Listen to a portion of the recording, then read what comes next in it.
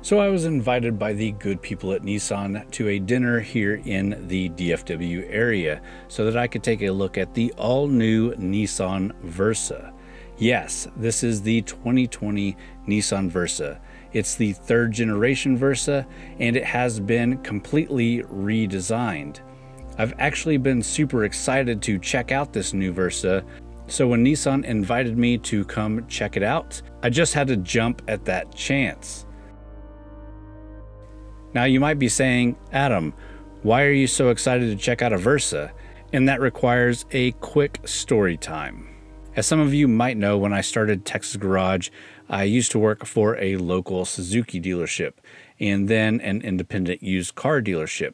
It was actually here that I first really fell in love with the Nissan Versa, and more aptly the Versa hatchback. The car wasn't flashy, but it was great for the price. Even as a used vehicle, I had no issues recommending it to people. In the 8 years since I've been out of the automotive industry, not including running txgarage, the Versa has been updated very little, but was still always a great car for the price. Okay, now that story time is over, let's talk about this new Versa and if it still lives up to the hype. At least the hype in my own head. And we'll start off really quickly with the different trim levels. These include the base trim, the S, and then the SV, and at the top of the line is the SR. Now the one we drove was the top of the line, the SR, and I haven't had any seat time in the S or SV, so you can keep that in mind during this first look review. Now let's talk about the exterior of the car. And first off with the exterior, some sad news. You don't get a hatchback variant right now.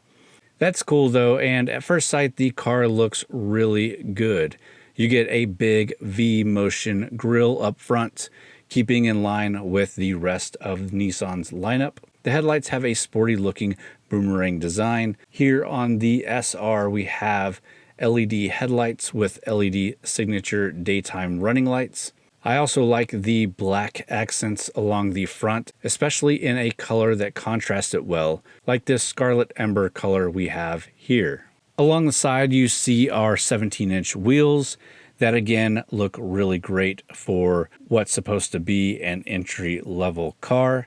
The 17s are on the SR, while the SV gets 16s and the S gets 15s. Around the back you get a body-colored rear spoiler. Again, on this SR we're driving now. We also have a carbon fiber looking rear diffuser.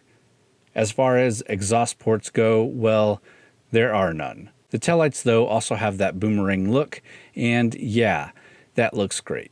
Just on first impressions, I'd say the look of this car looks much more upscale than the previous generation, which is great, but I don't want this car to be too much, which would make it more expensive than the previous generations, which was a huge selling point.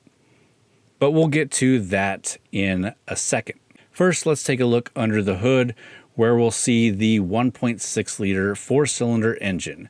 This pushes 122 horsepower and 114 foot-pounds of torque, and is matched up to a CVT transmission. This is the same basic setup you get in all trims, except the S, the base model, can be had with a 5-speed manual transmission. The name of the game here is efficiency and not sportiness, although that 122 horsepower in this light car isn't too shabby.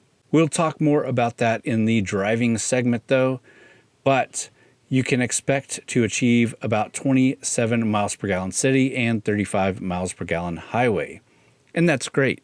Moving inside, we have the SR's sport cloth seat trimming. These are charcoal in color with orange accent stitching and piping. You also get heated seats with a $300 convenience package. This also includes intelligent cruise control. You get a leather wrapped steering wheel with integrated controls, a leather wrapped shift knob, and a matte carbon fiber look interior door trim. Right in the center is a 7-inch touchscreen display with Apple CarPlay and Android Auto integrated. You get 3 USB ports throughout the cabin and a plethora of other tech and safety features.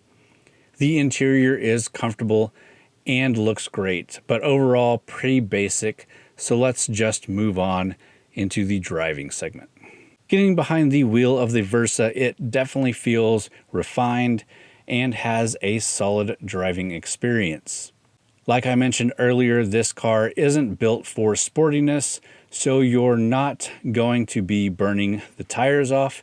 Probably a good thing considering it's a great vehicle for a kid going off to college or for an empty nester looking to downsize. The cabin is also pretty quiet with really low road noise, and at the end of the night, I was left really impressed. This again is if the price stays anywhere near consistent with where it has been.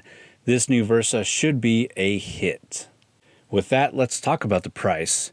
Your base Versa starts at just $14,730, keeping it one of the cheapest cars you can buy on the American market today.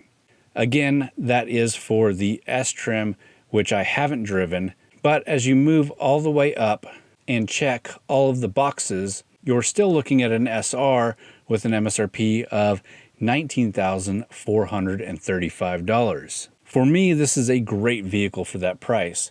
You get a lot of goodies, plus a comfortable, easy, and efficient daily driver. With that, would I still recommend the Versa? Yes, absolutely I would.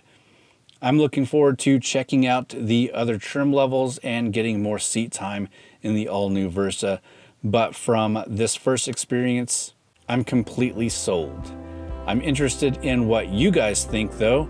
Leave a comment down below. Let me know your thoughts on the Versa. If you enjoyed the video, please give me a thumbs up. And as always, thanks for watching, guys.